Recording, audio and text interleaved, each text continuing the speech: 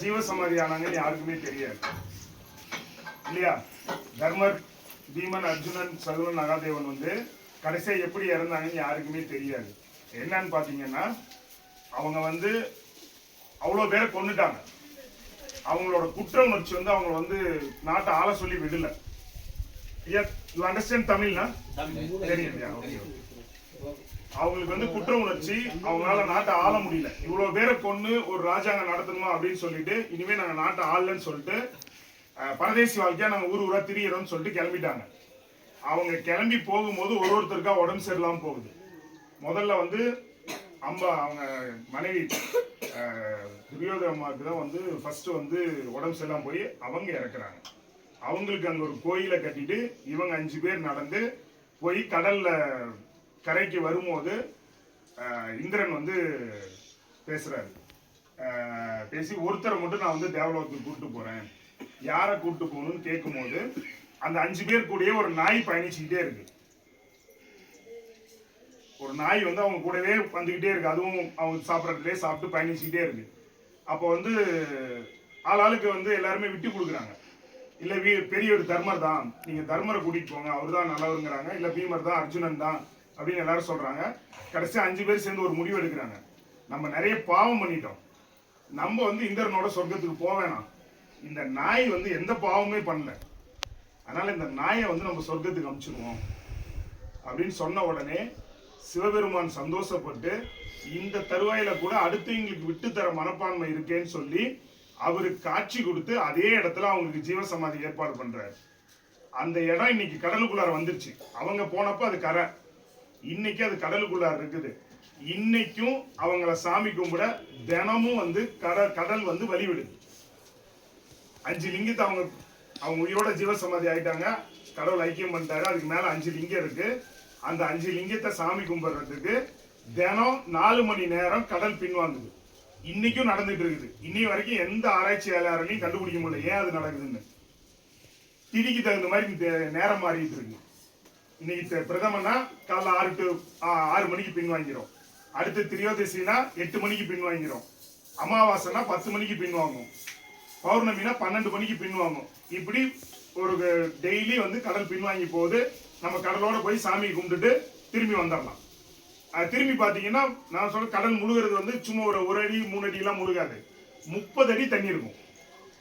அதுக்கு ஒரு கம்பம் நட்டு கொடி போட்டிருக்காங்க 30 அடிக்கு. அந்த கொடி கம்பம் வரைக்கும் தண்ணி வந்துடும். அந்த 30 அடி பின்னால போகும். இப்படி தினமும் அது நடந்துட்டு இருக்கு.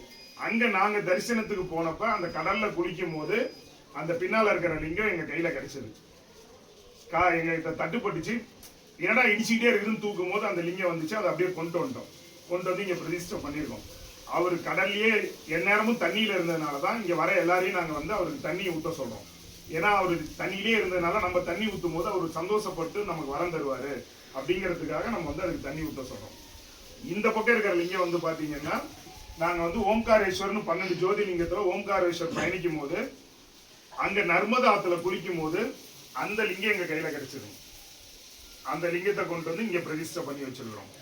இந்த லிங்கம் வந்து பாத்தீங்கன்னா ஹரித்வார்ல கங்கையில குளிக்கும் போது அந்த லிங்கம் வந்து எங்க கையில கிடைச்சது. ஸோ இது 3மே தண்ணியில இருந்ததுனால இந்த 3க்கும் நம்ம வந்து தண்ணியை ஊத்துறோம். இங்க தண்ணியை ஊற்றி அவரு மனசை குளிர வச்சோம்னா நமக்கும் வந்து அருள் தருவாருங்கிறது இந்த இதுல வந்து நம்ம வடிவமைச்சிருக்கிறோம்.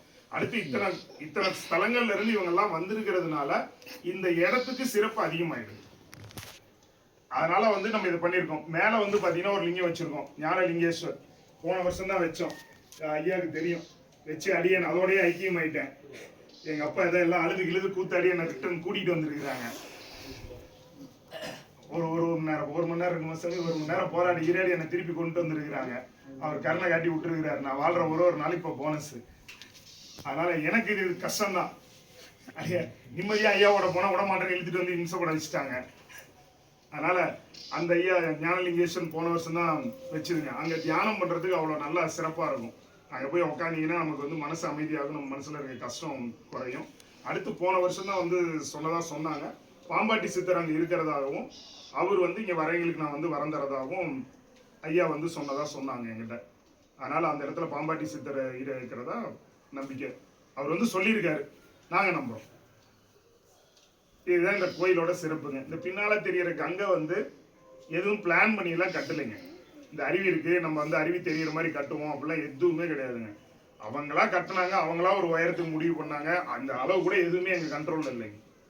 எல்லாம் நாங்கெல்லாம் சென்னையில இருந்தோம், வாரமானா கூலி அனுப்புவோம், அவங்க இஷ்டத்துக்கு கட்டி வச்சாங்க. அதை கடைசியாக கும்பாபிஷேகம் பண்ணிட்டு இப்போ பெங்களூர்லேருந்து வந்த ஒருத்தங்க ஹஸ்பண்ட் ஒய்ஃபு, ஐயா பின்னால் அருவி தெரியுது, இதில் ஒரு ஓட்டையை போடுங்க பார்க்கலான்னாங்க. கட் பண்ணால் கரெக்டாக ஒரு தலைக்கு நேராக அப்படியே வந்து உட்காந்துருக்குதுங்க. அதனால் இந்த இடத்த தேர்ந்தெடுத்தது அவரு, கங்கையிலேருந்து காசியிலேருந்து தான் வரணும்னு முடிவு பண்ணது அவரு. வந்து இங்கே பிரம்மாண்டமாக உட்காந்துருக்காருங்க. வரவங்களுக்கும் நிறைய பேர் எங்களுக்கு கதை சொல்கிறாங்க, வேண்டதெல்லாம் அப்படியே நடக்குது சாமி, நல்லா இருக்குது. இப்போ கூட ரொம்ப சொல்லுவேன், போன வருஷம் ரொம்ப முடியாமல் வந்து விபூதி வச்சுட்டு போனேன், இந்த வருஷம் பாருங்கள் நல்லா ஆரோக்கியமாக வந்திருக்கிறேன், நான் நீ ஆயுசு இருக்கிற வரைக்கும் வருஷம் வரும் சாமின்னு என்கிட்ட சொல்லிட்டு இருந்தாங்க. அது மாதிரி வர எல்லாத்துக்கும் நல்லா செய்கிறாரு. நம்பிக்கையோட ஆத்மார்த்தமாக வேண்டிக்கிங்க, நம்ம கஷ்டம் பூரா தீரும். வாங்க சாமி, எந்திரியும் வாங்கிக்கலாம்.